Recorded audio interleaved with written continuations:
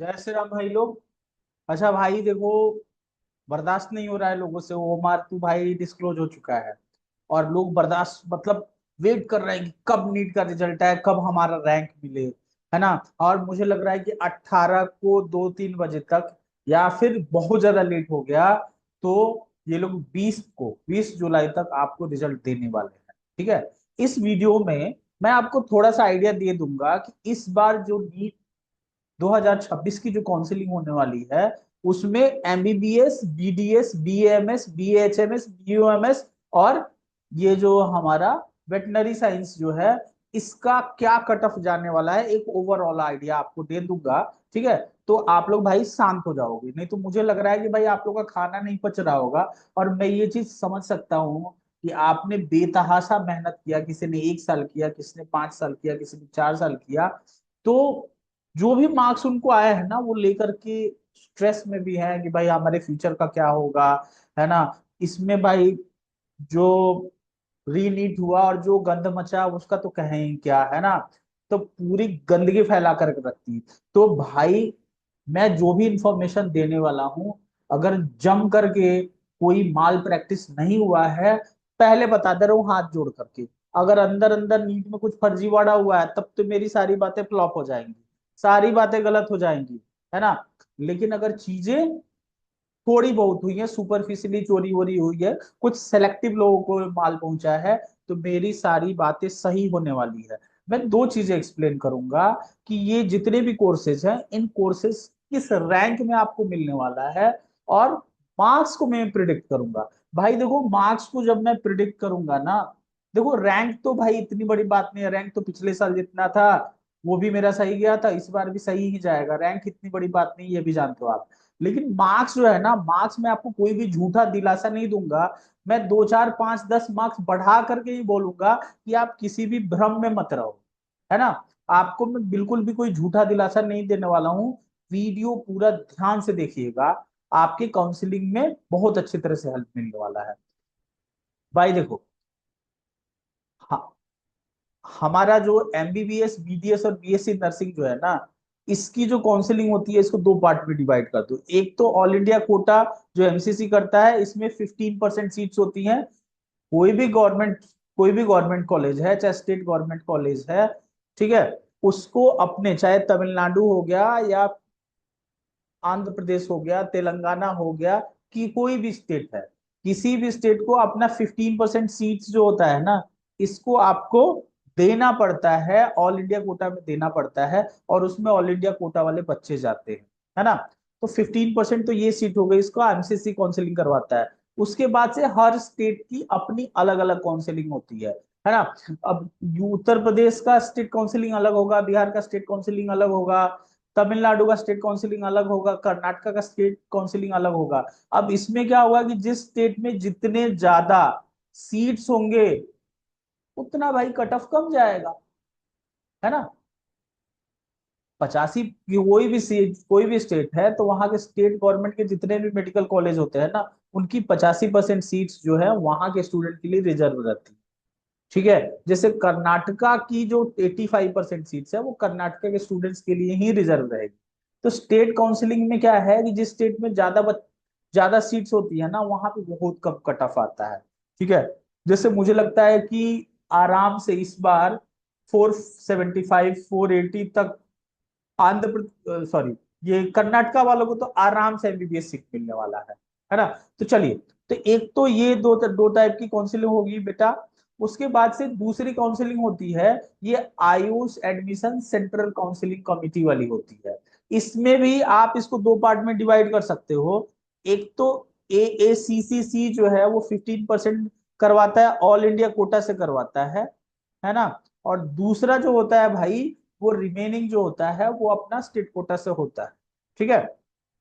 तो इसके बाद से नेक्स्ट जो काउंसलिंग होती है वो वेटनरी काउंसिल ऑफ इंडिया करवाती है। ये बीबीएससी कोर्स जो है उसके लिए करवाती है। तो तीन टाइप की काउंसलिंग बता दी मैंने। एक तो एमबीबीएस, बीडीएस, बीएससी नर्सिंग के लिए है। इसमें ज्यादा सीट पाने की प्रोबेबिलिटी कितनी में होती है, स्टेट काउंसलिंग में होती है ना।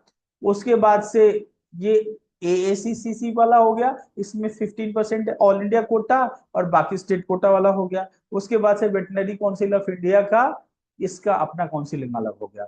अब भाई ये जो मैंने लिस्ट बनाया है ना, बड़ा मेहनत किया है इसके लिए मैंने। और भाई इसमें जो भी मेरा प्रिडिक्शन है, इसमें रैंक तो मैं कह के लिख के दे दे रहा हूँ, रैंक तो पूरी तरह से सही होगा। मार्क्स भाई, मार्क्स कोई झूठा दिलासा नहीं देना है मुझे, इसलिए मार्क्स मैंने सच कह दे रहा हूँ, पहले से थोड़ा थोड़ा मैंने बढ़ा दिया है। 2 नंबर, 4 नंबर, 5 नंबर बढ़ा करके बता रहा हूँ कि किसी प्रकार के मुगालत में आप नहीं रहो, किसी प्रकार के बम में नहीं रहो। ठीक है। अन जो हमारा जनरल जनरल कैटेगरी है, जनरल कैटेगरी के बाद से ओबीसी, सबकी एक एक करके सारे कोर्सेज का हम लोग देख लेते हैं। अच्छा, ये जो भी मैंने रैंक वैंक जो भी लिखा है ना, ये जो ऑल इंडिया रैंक है ना, उसके बेसिस पे लिखा है। हर स्टेट का अपना अलग अलग रैंक लिस्ट बनता है, वो तो अलग है, उसको तो भाई डिस्कस करना इम्पॉसिबल है, वो अलग वीडियो में डिस्कस करेंगे। लेकिन मैंने ये जो रैंकिंग वगैरह लिखी है, ये ऑल इंडिया रैंकिंग के हिसाब से मैंने लिखा है। तो भाई देखो, अगर आप अनरिजर्व कैटेगरी में हो, तो आपका 29 साढ़े 29 हजार तक का जो रैंक है, उसमें आपको आराम से एमबीबीएस मिलने वाला है। मार्क्स जो रहेगा 550 ± 10 में कर दे रहा हूँ। ठीक है। उसके बाद से बीडीएस की बात करें तो 68,000 रैंक तक मिल जाएगा, और इसमें 515 ± 10 मान लो। ठीक है। मुझसे अगर कोई पूछे ना कि एमबीबीएस के बाद से आप कौन सा कोर्स प्रिफर करोगे, अगर आप दे रहोगे, तो मैं बोलूंगा बीएमएस में करूंगा, बीडीएस नहीं करूंगा। क्योंकि बीडीएस का ना जितना डिमांड है, उससे ज्यादा सप्लाई हो चुका है। लेकिन बीएमएस का ना फ्यूचर है। फ्यूचर में ना देखो, जो इस देश के जो लोग हैं ना, उनके अंदर आत्म गौरव बढ़ने वाला है। और वो लोग बहुत सारा रिसर्च, जैसे चाइनीज मेडिसिन को नोबेल प्राइज मिला ना, तो फ्यूचर में बीएमएस वालों को भी आई होप कुछ ना कुछ बहुत सारी चीजें रिसर्च में अचीवमेंट होगी। तो इसका भाई फ्यूचर है। ये 95,000 तक अगर आपके पास रैंक है, तो आपको ये सीट मिल जाएगी, है ना। और मार्क्स वही रहेगा, 490 ± 10 रहेगा। ठीक है। उसके बाद से BHMS होम्योपैथिक मेडिसिन, भाई इसमें कुछ ज्यादा कुछ तो होता नहीं है। मतलब अगर बाकी सबसे कंपेयर करोगे ना, तो मैं इसको तो लास्ट ही में रखूंगा। मैं सबसे पहले रखूंगा एमबीबीएस रखूंगा, फिर उसके बाद से बीएमएस रखूंगा, फिर उसके बाद से बीवीएससी रखूंगा, फिर उसके बाद से बीडीएस रखूंगा, फिर बीएचएमएस और बीएमएस रखने वाला हूं। लेकिन चलिए, जो रुझान है मैं उसको बता दे रहा हूँ। बीएचएमएस 1.9 लाख के करीब तक रैंक है आपका, हो जाएगा 418 ± 10 पर आपको आराम से मेडिकल सीट मिल जाएगा, है ना। बीयूएमएस 2 लाख तक में मिल जाएगा, 415 ± 10 हो गया। उसके बाद से ये जो शानदार कोर्स है ना, वेटनरी डॉक्टर, अगर आप देखो एनिमल से प्रेम करते हैं ना, तो ये भाई इतना शानदार कोर्स है ना, ये वेटनरी साइंस वाला। 75,000 तक रैंक है तभी आपको मिलेगा ये। और 510 ± 10 पे मिलेगा। मतलब मुझे लगता है ना कि देखिए, मुझे लगता है ना कि बीडीएस जो है ना, बीडीएस का कट ऑफ मुझे लग रहा है कि इस बार बीबीएससी के लगभग बराबर ही होने वाला है ना। उसके बाद से ओबीसी की बात करते हैं। भाई ओबीसी में क्या है ना, 30,000 तक अगर आप हो ना, तो आपको मिल जाएगा आराम से, एमबीबीएस का सीट मिल जाएगा। 548, थोड़ा सा 2-4 नंबर का ही कम, कब 2-4 नंबर छोड़िए, 2 से 3 नंबर की का डिफरेंस होता है अनरिजर्व और ओबीसी में।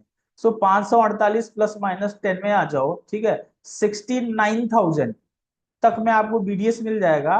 513 ± 10 आ जाओ। ठीक है।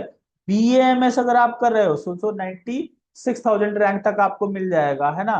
488 ± 10 पे आ जाइए इसको। बीएचएमएस तो भाई 1.95 लाख रैंक पे भी मिल जाएगा, और 415 ± 10 पे आ जाओ। ठीक है। एक बच्चा मुझे कमेंट सेक्शन में पूछ रहा था कि सर 450 पर मिलेगा क्या बीएचएमएस? यूपी में पूरी संभावना है भाई मिलने की। बीयूएमएस 2.1 लाख, ठीक है, रैंक, और 413 ± 10। उसी तरह से बीबीएससी 508 ± 10। ठीक है। इकोनॉमिकल वीकर सेक्शन का 32,000 तक एमबीबीएस मिल जाएगा, 80,000 तक बीडीएस मिल जाएगा, और 100,000 1 लाख रैंक तक बीएमएस मिल जाएगा।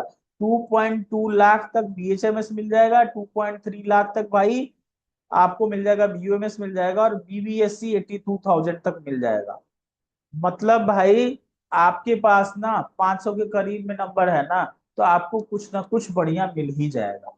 ठीक है, कुछ ना कुछ बढ़िया मिल ही जाएगा, आप चिंता करने की आपको कोई जरूरत नहीं।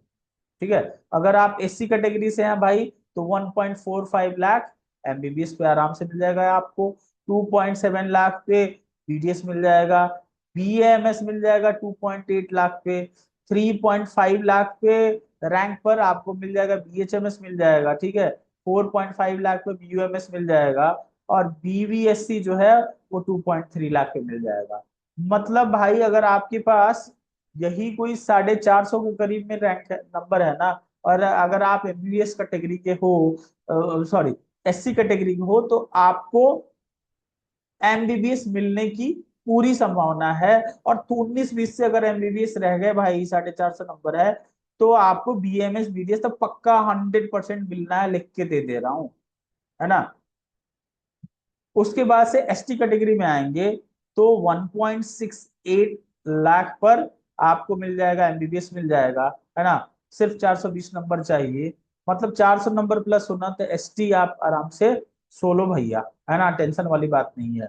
ठीक है, और 4 लाख के करीब में आपका रैंक आया तो आपको डेंटल मिल जाएगा। 3.2 लाख के करीब में रैंक आया तो बीएमएस मिल जाएगा। और बीएचएमएस 4.5 लाख पे मिल जाएगा। बीयूएमएस 7 लाख रैंक पे मिल जाएगा। और बीबीएनसी 2.29 लाख पे मिल जाएगा। कोर्सेज अगर आप मुझसे पूछोगे कोर्सेज का प्रेफरेंस क्या होना चाहिए हमारे लिए, तो मैं बोलूंगा सबसे पहले एमबीबीएस बताने की जरूरत नहीं है। उसके बाद से मेरा पर्सनल ओपिनियन कोई कहेगा तो मैं बोलूंगा बीएएमएस। उसके बाद से बीबीएससी।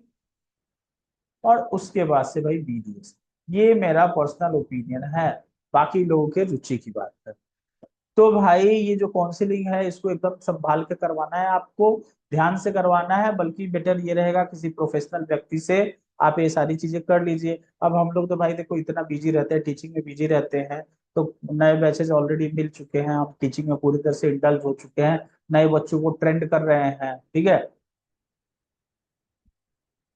मैंने जो भी बताया है मार्क्स इससे कम ही होगा, इससे ज्यादा तो भाई बिल्कुल होने ही वाला नहीं है।